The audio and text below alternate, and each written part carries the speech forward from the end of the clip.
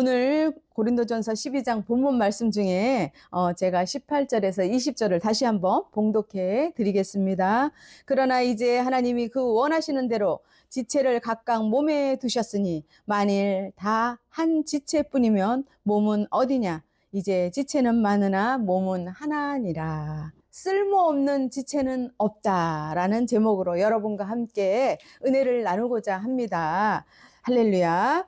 교회 성도들 공동체의 의미는 수가 많고 적고가 아니라 하나님의 공동체, 또 우리 자신이, 우리 몸이 바로 교회인 것입니다. 그건 매우 중요합니다. 바로 우리가 그 교회의 공동체는 그리스도의 몸이기 때문입니다. 저는 전임으로 가고 이렇게 여러 가지 이제 교회에서 심부를 할 때 누가 또 이렇게 중매를 해준다고 저는 결혼을 해서 나이도 많이 먹었습니다. 어쨌든 감사하지요. 근데 저는 아들과 딸 두 남매를 두었습니다. 한 뱃속에서 나왔는데도요, 어떻게 이렇게 애들이 틀릴 수가 있어요? 다를 수가 있어요? 네. 아이들이 어렸을 때 저는 늘 바쁜 생활을 했습니다. 상담을 받으러 오는 사람들이 많았고요. 또 원해서 다른 아이들을 이렇게 막 돌보느라고 정말 정작 세심하게 돌봐야 할 우리 아이들에게는 좀 소홀했던 순간들이 많았던 것 같습니다. 너무나도 바쁜다는 이유로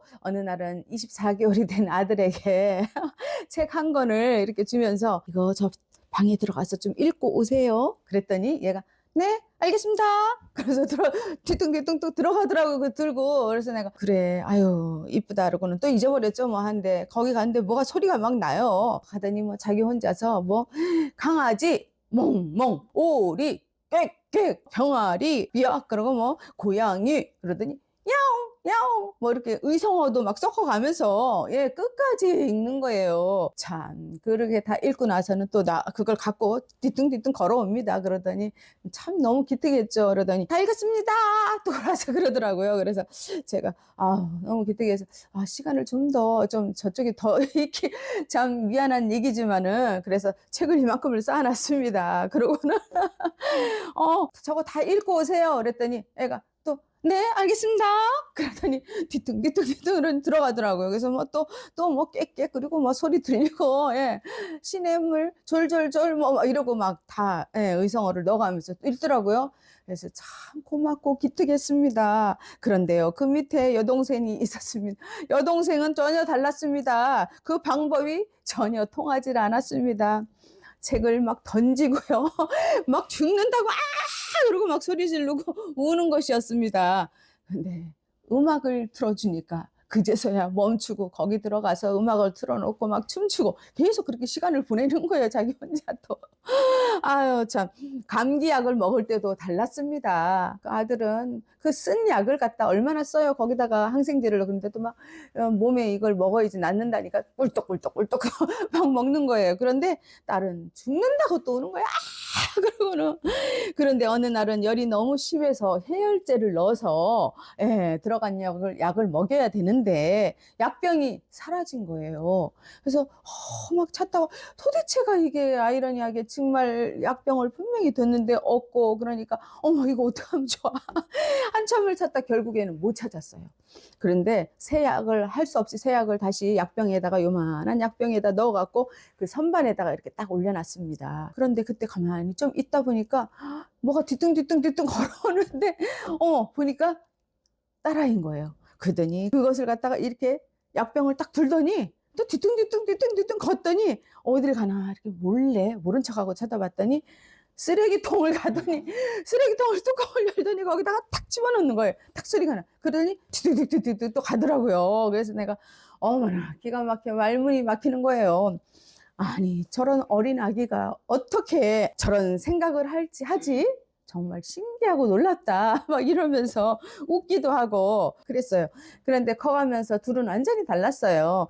아들은 조용하고 꼼꼼하고 또 뭐 글을 잘 썼어요. 글을 막 자기 혼자 쓰라 그러면 가서 쓰고 그 다음에 뭐 블럭, 레고 뭐 이런 거 있잖아요. 그리고 뭐 로봇 조립 같은 거 이런 거를 하면은 막 몇 시간씩 그냥 그렇게 앉아 했는데 딸은 무서움이 없어요. 또 근데 아들은 무서움이 많은데 초등학생이 된 아들이 엄마가 바쁜 것을 보고 동생이 아프니까 손을 잡고 병원을 다니는 거예요. 데리고.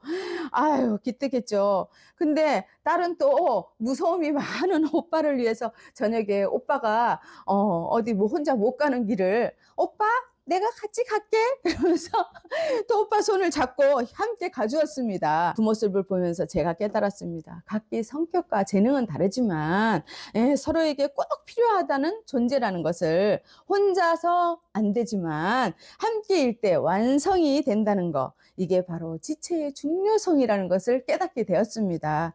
자, 여러분, 오늘 고린도전서 12장에서는 바울은 분명히 말을 하고 있습니다. 몸은 하나이지만 지체는 여럿이고 그 하나도 필요 없는 지체가 없다고요. 하나님은 일부러 우리를 다듬어 만드셨습니다. 그리고 그 다름을 통해서 하나님의 몸을, 예수님의 몸을 어떻게 해요? 완성시키셨습니다. 네, 각기 다른 지체, 그러나 필요 없는 사람은 없습니다. 아무리 뭐 잘났다고 해서 못났다고 해서 그것은 아무런 영향이 없습니다. 하나님은 못하심이 없잖아요. 그래서 하나님은 하나님의 그 몸된 공동체 안에서 필요 없는 지체가 과연 있을까요? 없어요. 제가 답을 다 말씀드려줬잖아요. 예, 그래도 잘하셨습니다. 본문의 고린도 교회의 공동체는 정말 은사, 부자 교회였습니다. 예배가 시작되면요, 말이 막 넘쳤어요. 방언도 잘했고요, 은사도 있었고요, 지식도 많았고, 표현도 정말 화려했습니다. 보기에는 살아있는 교회, 그 다음에 능력 있는 교회였습니다. 성격은 각기 다르고 하나님께 받은 재능도 다 달랐습니다. 그런데 문제가 있었습니다. 무엇이 문제였을까요? 그렇게 풍족하고 뭐가 다 잘한다는데 뭐가 문제였지? 네, 뭐가 문제였을까요? 은사가 많을수록요, 교회 안에 보이지 않는 서열이 생겼습니다. 서열이 무엇이죠? 서열은 뭐 순서? 차례? 우선순위? 뭐 이런 거 다 생각나잖아요. 예, 하나님이 기뻐하는 낱말일까요? 네, 아니에요. 하나님은 교회의 서열을 만드신 분도 아니고 하나님이 그것 서열을 기뻐하시는 분도 아니셔요. 그런데 공동체의 분열이 심화되었습니다. 누군가는 이렇게 말을 했습니다. 아유, 나는 눈에 띄는 은사가 없으니 별로 쓸모없는 사람이야. 아유, 내가 뭐 교회에 쓸모 없겠어? 맞아, 쓸모 없지. 이렇게 말을 합니다. 또 누군가는 마음속으로 이렇게 말을 합니다. 내가 다른 사람들보다 진짜로 영적인 사람이지. 나는 귀한 사람이야. 은사가 복음을 드러내는 도구가 아니라요, 사람의 가치를 나누는 그런 기준이 되어버린 것입니다. 이 모습을 보며 사도 바울은 말을 합니다. 바울은 화려한 뭐 어떤 언어를 쓰는 것도 아닙니다. 그리고 어려운 신학 용어를 꺼내지 않습니다. 아주 일상적인 이야기, 몸의 비유를 듭니다. 몸은 한 지체로 이루어지지 않는다. 손만 있어도 안 되고 눈만 있어도 안 된다. 발이 말을 합니다. 아이고, 나는 뭐 손이 아니니 필요가 없어. 그렇다고 정말 필요 없는 지체입니까? 발이 없으면 몸은 한 방향으로 한 걸음도 하나님을 향해 걸어갈 수가 없습니다. 기도 말을 합니다. 아유, 나는 눈이 아니니까 중요하지가 않아. 귀가 그렇게 말해버립니다. 그럼 어떻게 되겠습니까? 아무리 잘 보여도요, 환하게 보여도 어떻게 해요? 말씀을 들을 수 없는 몸이 되지 않습니까? 바울은 일부러 극단적인 질문을 합니다. 온몸이 눈이면 어떻게 걷겠느냐? 온몸이 기면 냄새는 어떻게 맡겠느냐? 이 말은 분명한 의미를 줍니다. 눈에 띄는 은사만 가득한 교회에는요, 보기에는 화려해 보여도 복음을 온전히 살아낼 수 없는 공동체라는 거죠. 네, 그리고 바울은 결정적인 핵심을 선포합니다.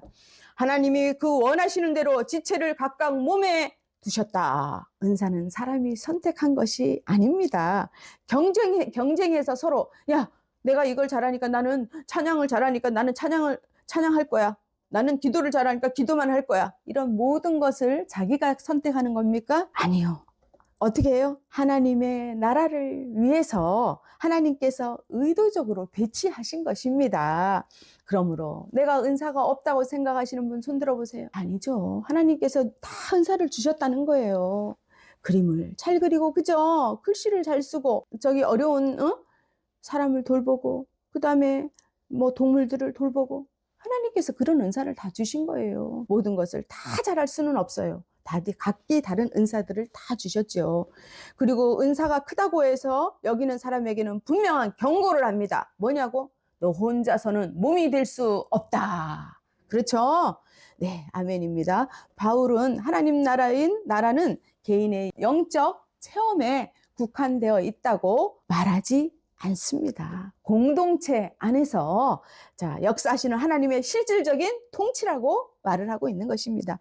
교회는 말이 뛰어난 공동체, 또 개인 중심의 어떻게 해요? 모임이 아니라는 것입니다. 하나님 나라의 다스림, 네, 그러니까 하나님의 통치가 그 공동체 안에서 어떻게 작용하느냐가 중요하다는 것이죠. 각 직체가 각기 역할을 잘 감당할 때 몸 전체가 어떻게 해요? 건강하죠? 뛰기도 하고 잘 보기도 하고 네, 냄새도 잘 맡고 그다음에 잘 듣고 네, 건강해지고 하나님의 나라가 세상 가운데서 드러나게 되는 것입니다. 하나님의 영광을 드러내는 거죠.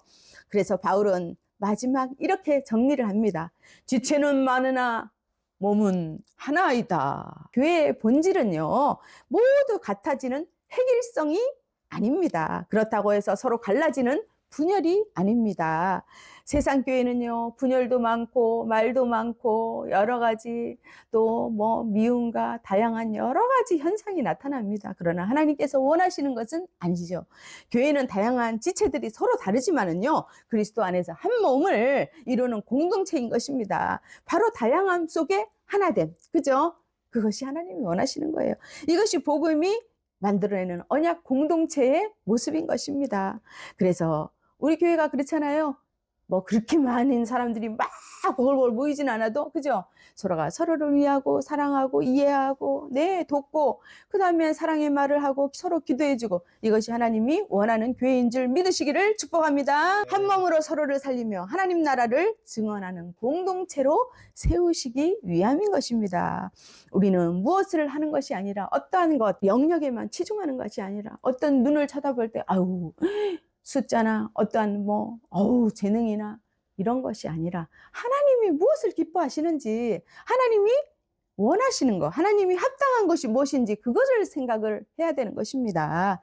하나님은 오늘도 우리 교회 안에서 쓸모없는 지체 하나 없이 각 사람을 사용하셔서요, 복음을 삶으로 드러내는 한 몸을 세워가고 계심을 믿으시기를 축복합니다. 네. 아멘. 우리는 본문을 통하여 깨닫고 하나님께 더 가까이 가기를 원합니다. 첫째, 하나님은 우리를 결코 쓸모없는 존재로 부르시지 않았다는 것입니다. 어느 날 이 몸이 회의를 했습니다. 예, 눈, 손, 발, 귀가 다 모였습니다.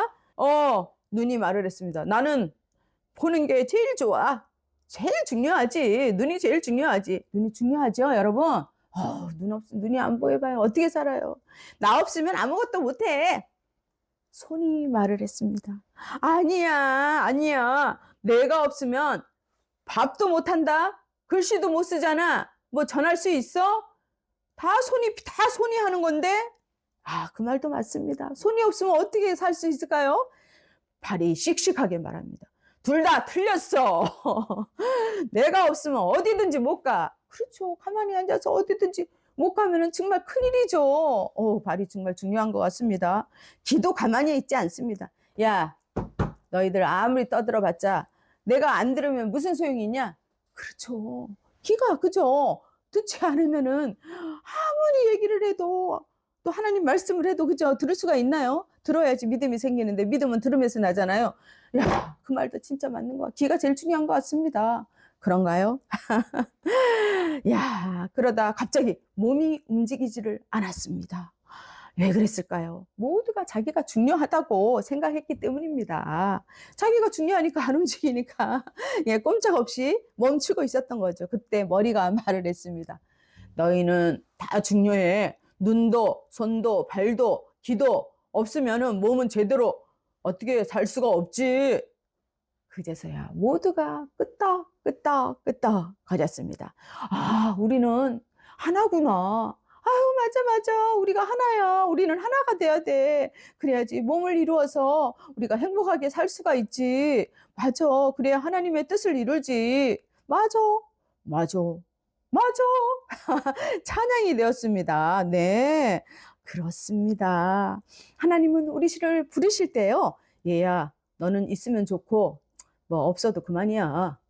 이렇게 부르시지 않으셨다는 것입니다. 하나님은 처음부터 우리를 언약 공동체 안에서 꼭 필요한 사람으로, 어떠한 사람으로요? 필요한 꼭 필요한 사람으로. 예.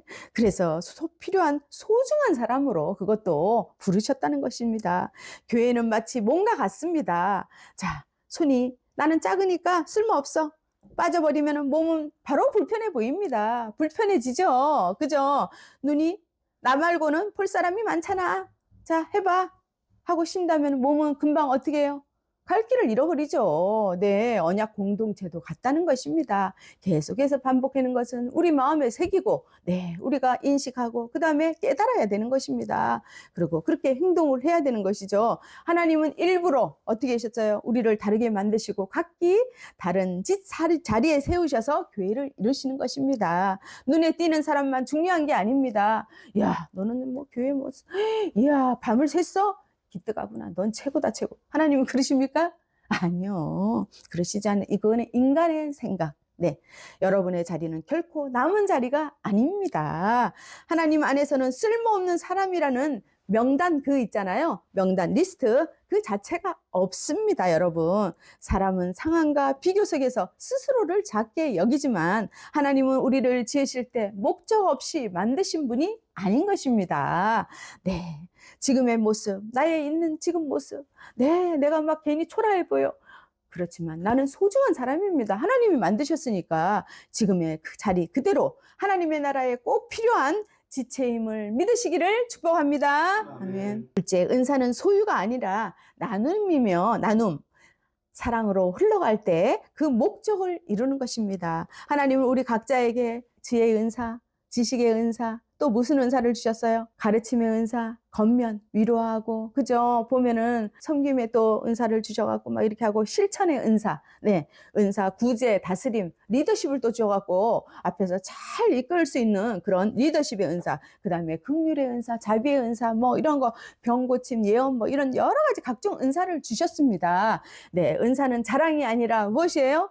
사랑으로 흘러보내라는 것입니다. 사랑으로 말을 많이 하라는 것이 아니라 조용히 감사함으로 성이라는 것이죠. 그런 선물인 것입니다. 하나님이 주신 은사를 우리는 뭐라고 생각할 수 있냐면, 야, 이걸로 잘난 것 좀 보여줘봐라. 이렇게 생각할 수 있습니까? 아니요. 이걸로 다른 사람을 좀 살려서 주도록 해라. 다른 사람에게 사랑으로 흘러들어가게 해라. 이 뜻입니다. 그래서 하나님께서 주신 거예요. 선물을 포장을 해놨어요. 멋있고 이쁘게. 혼자서 감상만 합니다. 이야, 진짜 선물 너무 멋있다. 포장해놓고는 구경하고는 짝짝짝 자기가 박수치고, 네, 감상하라고 있는 게 아니잖아요. 자, 열어서 어떻게 해요?